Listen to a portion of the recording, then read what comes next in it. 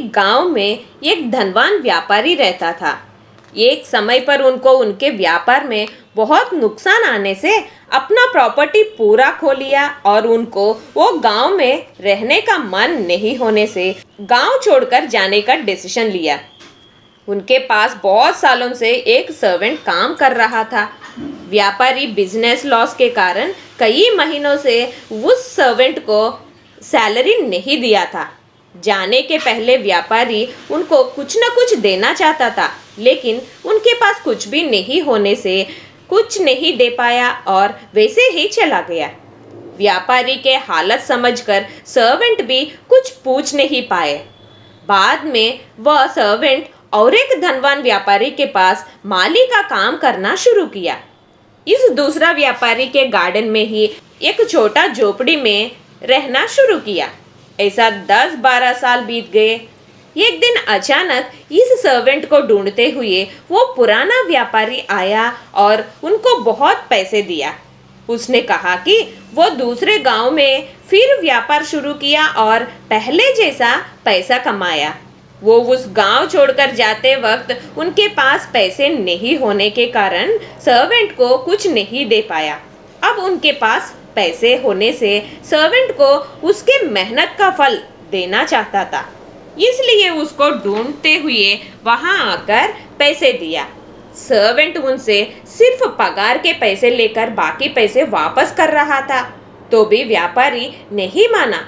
Servant को वो सब पैसे उनके ही मेहनत का फल कहकर माली का काम छोड़कर कुछ व्यापार शुरू करने के लिए कहा और खुशी से वहां से निकल गया।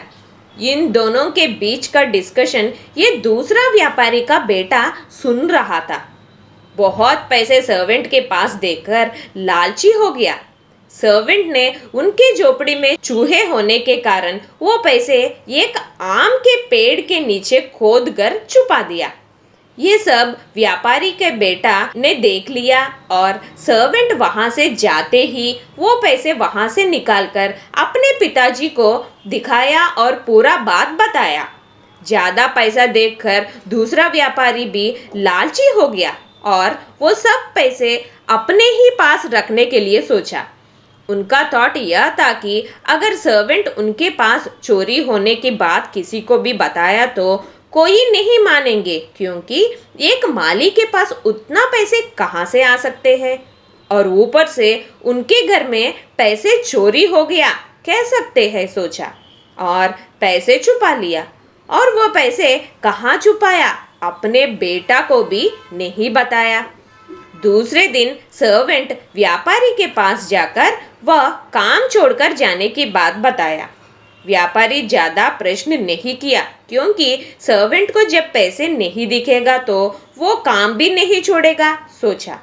लेकिन अगले दिन जैसा सर्वेंट ने बताया वैसे ही अपना झोपड़ी खाली करके चला गया। बाप बेटे समझ नहीं पाए कि ऐसा कैसा सर्वेंट पैसे चोरी की बात नहीं किया और काम भी छोड़कर चले गया। इस बात पर उन लोग ज्यादा ध्यान नहीं दिए, क्योंकि पैसे मिलने से दोनों खुश थे।